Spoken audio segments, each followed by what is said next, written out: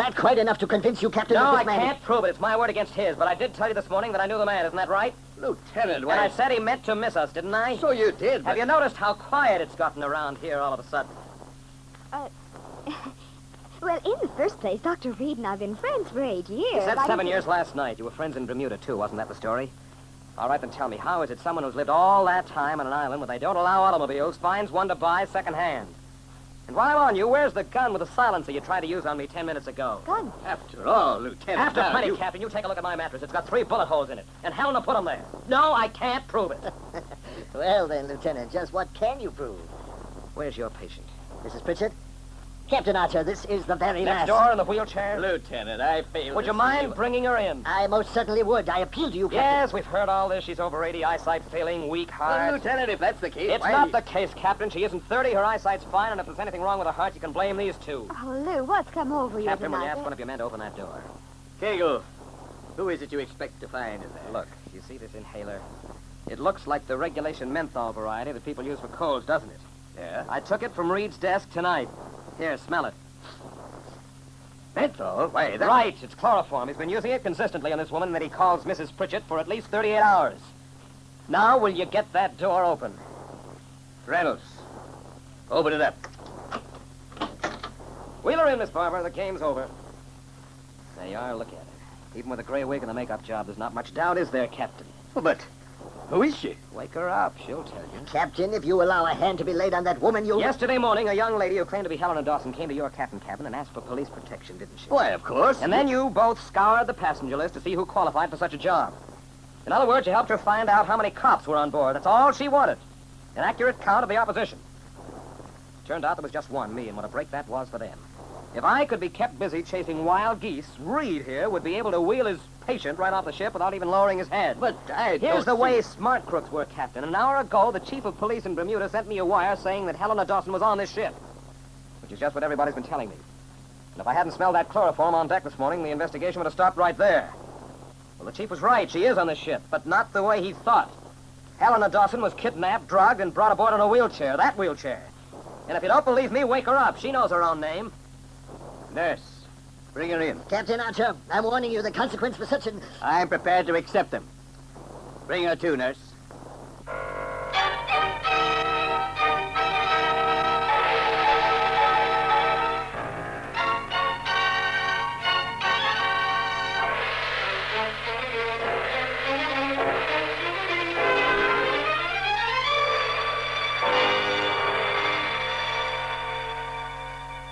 Presenting Orson Welles as the Third Man.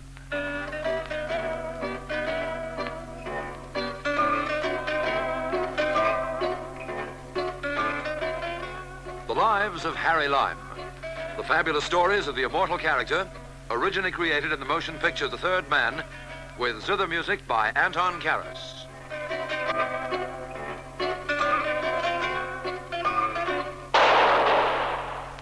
That was the shot that killed Harry Lime.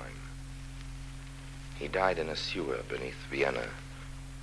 As those of you know who saw the movie The Third Man, yes, that was the end of Harry Lime. But it was not the beginning. No. He had many lives. And I can tell you about all of them. How? Because my name is Harry Lime.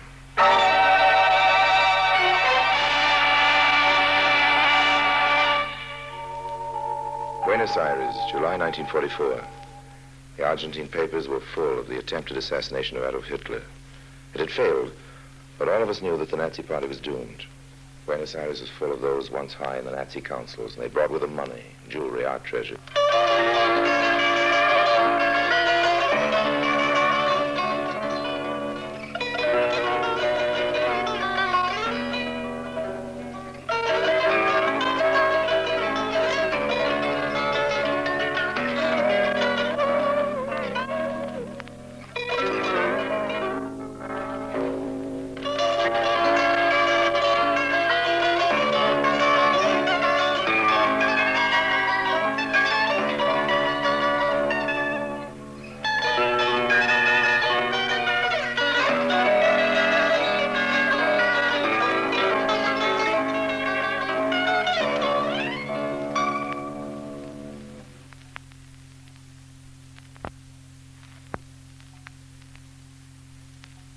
And now Orson Welles is Harry Lime, the third man in Work of Art.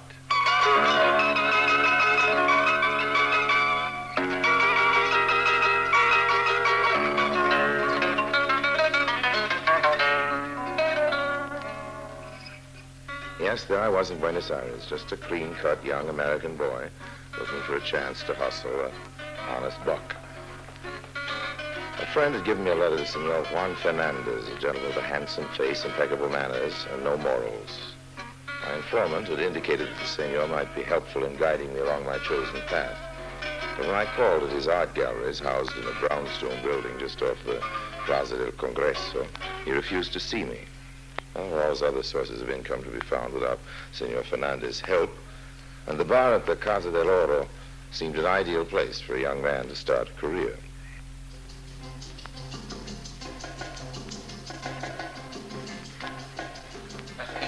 Bartender. Si, senor. Dispense this to the mid-tomorrow. I beg pardon, I don't understand much Spanish. I would make the apology for being so long. You see, the supply of rum behind the bar, she was finished, and I go to the stockroom to bring some more. Okay. Skip it. No le entiendo, senor. What is skipping? I mean, let it go. Never mind. There's no harm done. I'll have a scotch. Gracias, senor. In Buenos Aires, we use much rum, the speciality of the house. She's a drink I had made myself invented. Made from 4 different kinds of rum. The juice of the pineapple, a dash of curacao, a sprinkling of the... Fine, I'll have a scotch and soda. Si, senor. But you would like my speciality. From all the world, I see it is the You make a mistake in ordering scotch and soda where rum is the popular. Why? And your clothes, caramba. You should buy clothes in the stores of Buenos Aires as soon as possible. Miss Emily Post, I presume? No, my name is Fernandez, Juan Fernandez. And I do not make these suggestions for the sake of etiquette, Mr. Lime, only for business reasons. I'm completely fascinated, Senor Fernandez. Please continue. In our profession, we must dress as the multitude dresses. We must drink as they drink, act as they act. We must never call special attention to ourselves, but must seemingly melt into the background. Yeah, but I melt so badly. I'm serious. I tell you these things for your own good. Isn't this concern for me a little sudden, old man? This morning you wouldn't even see me. Your drinks, senor. Oh, thank you. Thank you very much. And you, senor. I'll have one of your specials, Gerardo. We'll be over the little table in the corner. But of course, senor. It was not judicious of you to come to my art gallery, Senor Lime. You see, the business that goes on in the front rooms is quite regular, but there is a back room where some of the transactions are a little bit less orthodox. Oh, yeah? My backroom friends must not be seen coming into my establishment by my front room friends. You do understand? No, of course. It's perfectly clear. Lime, you come to Buenos Aires to reap some of the wealth here, huh? You are not the type to do it honestly, and that is all right with me. I will help you. But we must remain casual acquaintances who meet in bars, not business associates. You must not come to my galleries. Okay, old man. You are not giving me your full attention. Well, how could I? Did you see what came through that door? The beautiful senorita with the off-the-shoulder dress. You don't miss anything either, do you, old man? Not very much, I assure you, senor. We should, you know. If you and I come to terms, senor, she is the first assignment.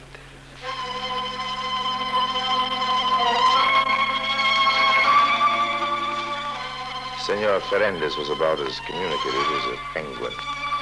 With a display of the ultimate in old-world manners, he refused to say another word about the slender, dark-eyed beauty who had suddenly set my pulse pounding. Instead, he turned the conversation to other types of beauty, those found in paintings and sculpture. He began to test my knowledge of the arts and perhaps my conversational abilities. Apparently, my proficiency at the latter made up for any deficiencies in the former, for we soon came to terms. It wasn't until a second meeting, however, that the exact particulars of my new trade were explained by the master. We'd met accidentally at a roadside refreshment stand near the suburb of Belgrano. It is my desire that you make friends among our new residents. You can gain invitations to their homes and go through their private galleries, eh? There are many such private galleries. Well, that sounds interesting. Might even get a job later as a tourist guide. Your job will be to guide some friends of mine to the finest, most expensive works of art in town. You must equip them with full descriptions of the galleries, the houses containing them, the personnel, the entrances, the exits. Okay. Our souls have met. And now to that first assignment you spoke about, the senorita. Yes. Little is known of Senorita Melissa Corday. She came here a few months ago. She rented an expensive villa, and she's invited only a few close friends to see her art treasures. But according to reports, she's the owner of the most valuable painting in all of Buenos Aires, an original Rubens, worth a fortune. All that and original Rubens, too.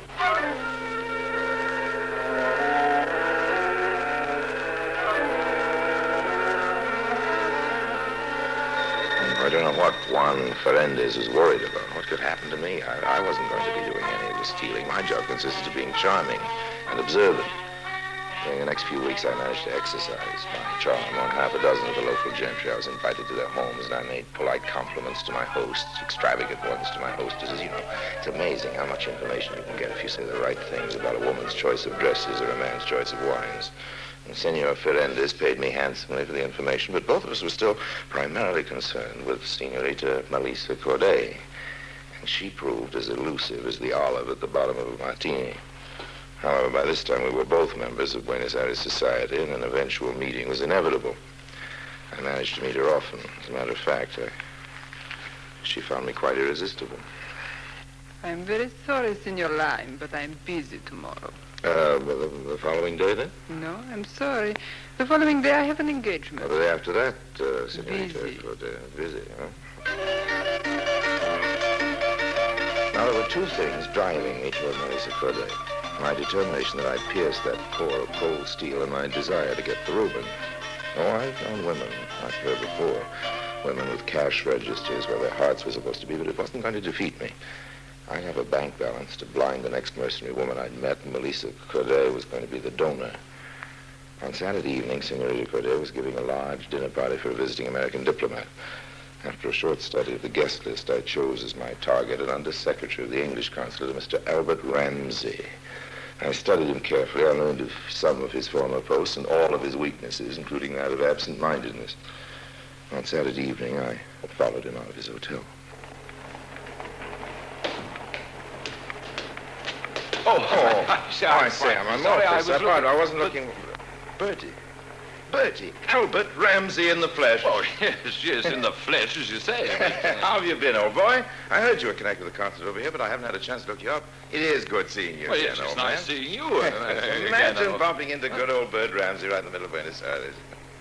It's been a long time, hasn't it, old Well, I man? hope you'll forgive me, frightful memory, but I don't seem to remember quite where it was. Oh, you're joking, last of time. course. You remember. It's at the Shoreham Hotel in Washington. Oh, yes, Yes, of course. How frightfully stupid of me. Washington, eh? Yes, Washington. Must have been about 40. 1940 it was, but exactly. And you say you have a bad memory. This is really a break bumping into you on my first free evening since I got here. You've got to have dinner with me, old man. Well, fact of the matter is, I have a dinner engagement, charming girl. Having a bit of a party tonight. Promised I'd go. Well, I'm certainly not going to say goodbye after having been lucky enough to run into you. I hate these dinner parties myself, but then maybe you couldn't take me along even if you wanted to. Oh, I dare say it'd be all right. Well, as but, long as you say it'd be all right. You're sure I wouldn't be intruding? Oh, no, of course not. No, a pretty girl like that'll be delighted to have me bring a handsome young chap around. Probably only invited an old duffer like me because she needed an extra man. Well, if you're positive, it's all right. Oh, I do have a confession to make, though. That rotten memory of mine, I remember our meetings in Washington plain as though they occurred yesterday, but your name slipped right out of my mind. Can you imagine that? Well, don't apologize. It's Lime. Harry Lime.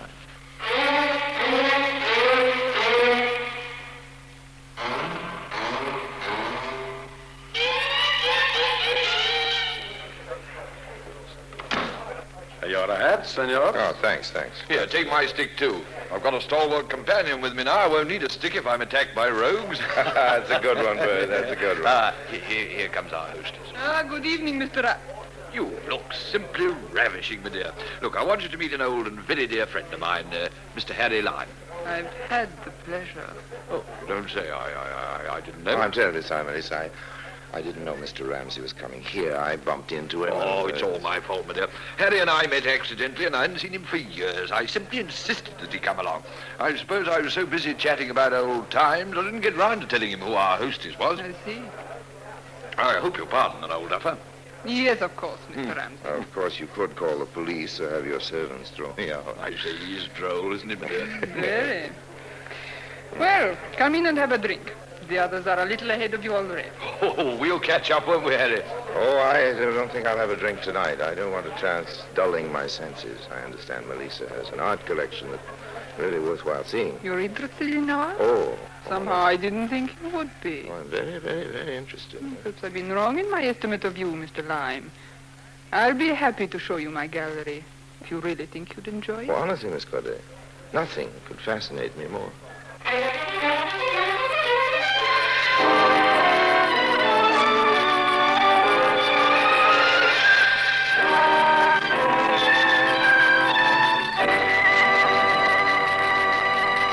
Orson Welles returns in just a moment as the third man.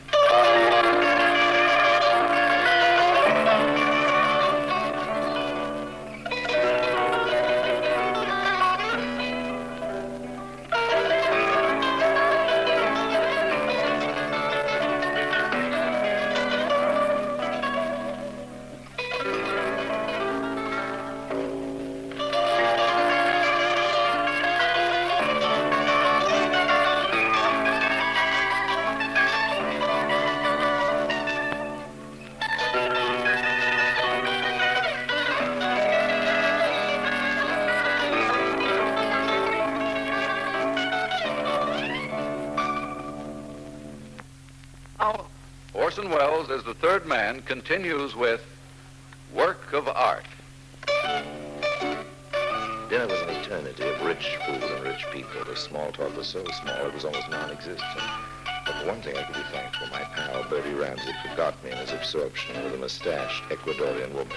He was probably fascinated by the task of counting her chins. No mean job, since she was constantly quivering with laughter. At any rate, the dinner was over in what seemed like a mere few months. And after what Mr. Ramsey probably would have called a decent interval, I persuaded Melissa Corday to take me on a cook's tour of her gallery. Well, this is it. Oh, it's magnificent.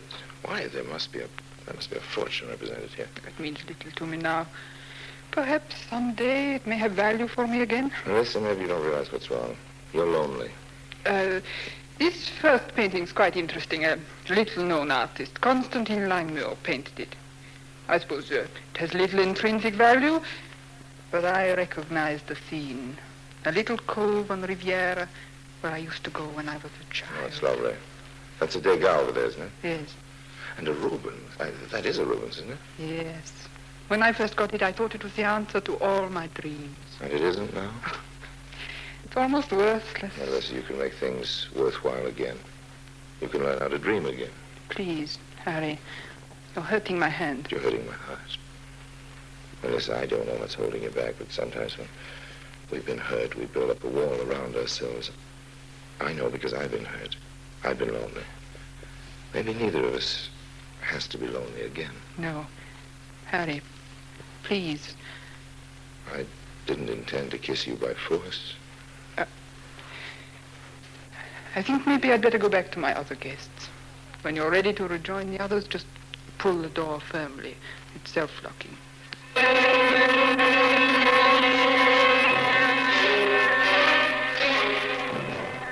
The gallery is in a separate wing of the house, connected to a small sitting room with only the self-locking door between. The sitting room had a large French door that led to a small balcony, and the street was only 7 or 8 feet below.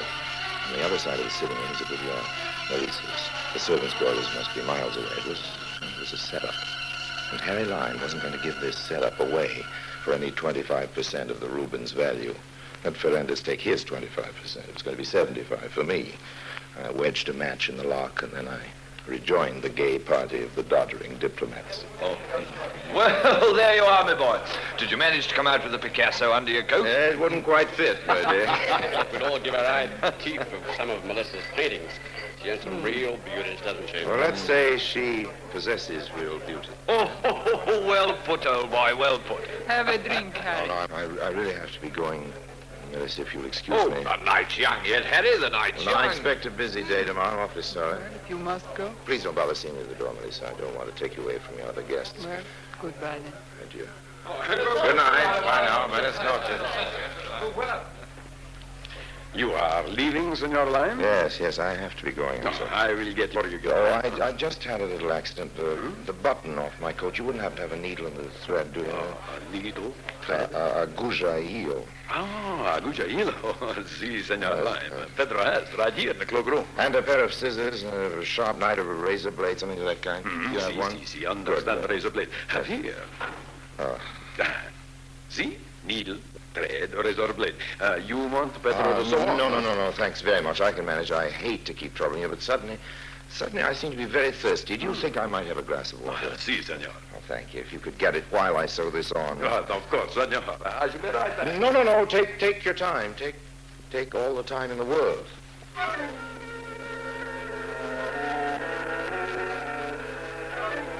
This was the one dangerous element in the whole scheme. My being seen now.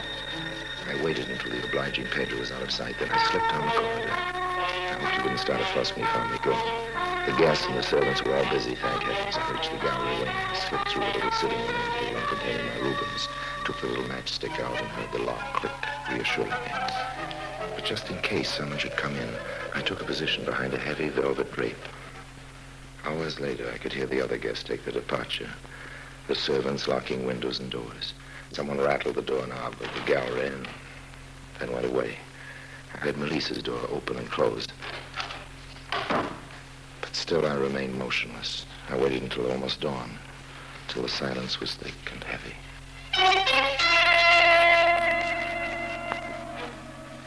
Stealthily, I approached the priceless painting. I took the razor and slipped the canvas neatly from the frame. I rolled it up and slipped it into the lining of my coat. A few hurried stitches took care of the rip I'd made for it. I held my breath as I tiptoed to the door and opened it gently. Crossed to the French door that led to the balcony. Below was the street and safety. The latch worked easily. I started to turn the handle.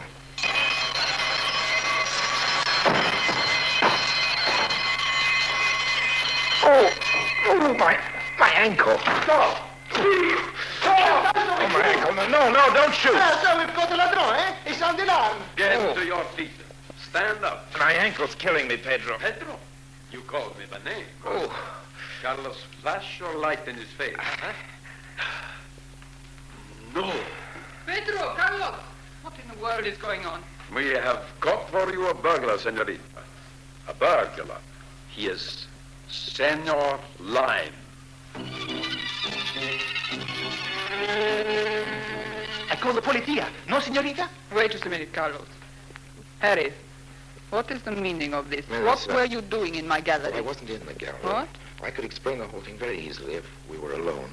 Not leave you alone with him, senorita. You don't think I'd try to harm you? No, Harry, I don't. It's all right, Pedro. Carlos, wait outside. We have our guns ready. You call if you need us, huh? And no funny business, Senor Lime.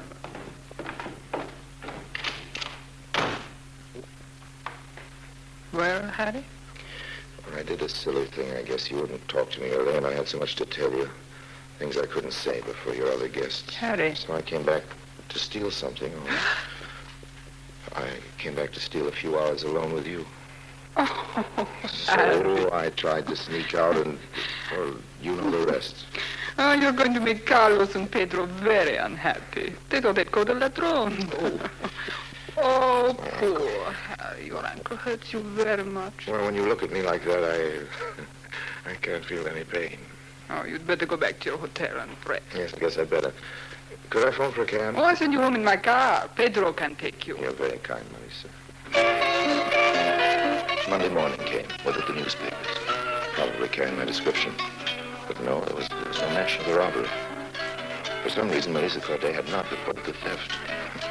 Maybe the old Lime charm had been more effective than I thought. Still, I wasn't taking any chances. I made my way most carefully to the galleries of Senor Ferrantes. And this time I insisted on seeing him.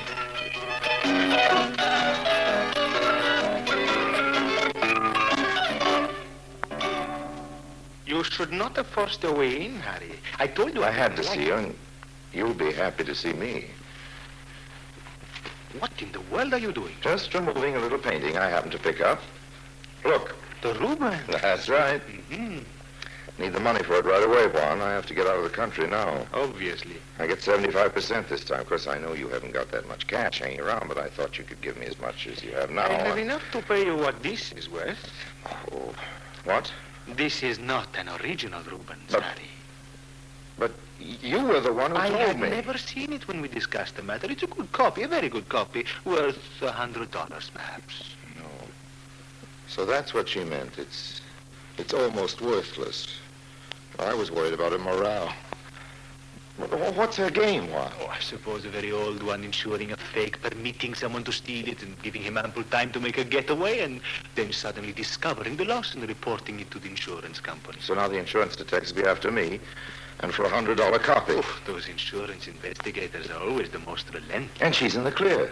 If I'm caught, she didn't dream it was a copy. If I make a getaway, she's rich. It was all window dressing, those servants, the house, You everything. better leave, Harry. Pedro, he'd make a lovely witness. He even gave me the razor blade I used. I have a friend. He owns a small freighter. It Yes? sails in a few hours. I'll call him. The Natalie Third. It's moored in the Puerto Nuevo. I'll find it. I'm awfully sorry, old man. I'm a little short of cash. Here, $100 for the Rubens copy. Oh, I don't know what I can do with it.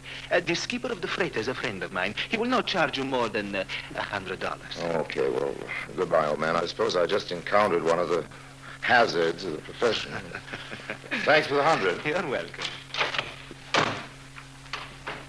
He's gone. Yes, Senorita Corday, you can come out now. I don't know how I can ever thank you. You were my only chance. I had to come to you, Signor Ferrandez. It was a great pleasure to save your masterpiece. Oh, that wasn't all you saved. No. If I'd called the police last night, there would have been no way of explaining the presence of an attractive man in my home at that hour. One who'd been present all evening. It would have been compromising. I never could have obtained my divorce. My only reason for being in Buenos Aires would have been shattered. My months of being rude to every man who looked at me, lest my husband's agents could misinterpret my friendships. You know, I'm beginning to think I was never cut out for this business. We Spaniards are too sentimental, eh? Like Harry Lime, I might have made a fortune out of this painting. Imagine getting it back for $100.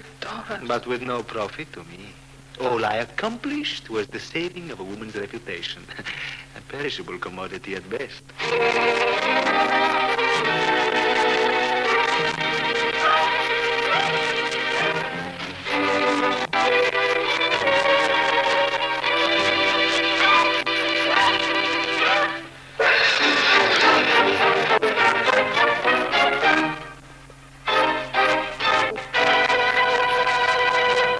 Harry Lime returns in just a moment.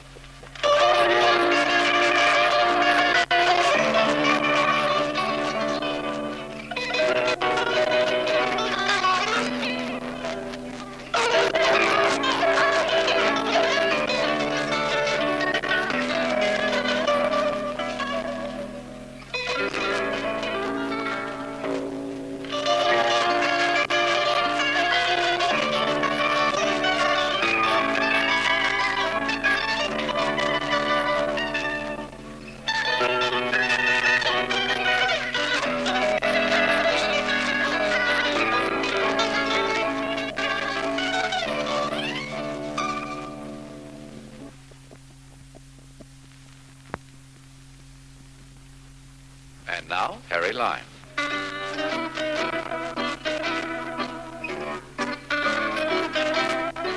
Of course, I hadn't witnessed that last scene. I reconstructed it later from a few newspaper clippings. One reported the final divorce of Marisa Corday, former wife of a Nazi munitions manufacturer. Another reported her marriage to Senor Juan Ferrandez, well-known Argentinian art dealer. And a third, which must have been released to the press in anticipation of my reading it somewhere, told how a priceless work of art had been recovered for a $100 reward. Oh, it had been a work of art, all right.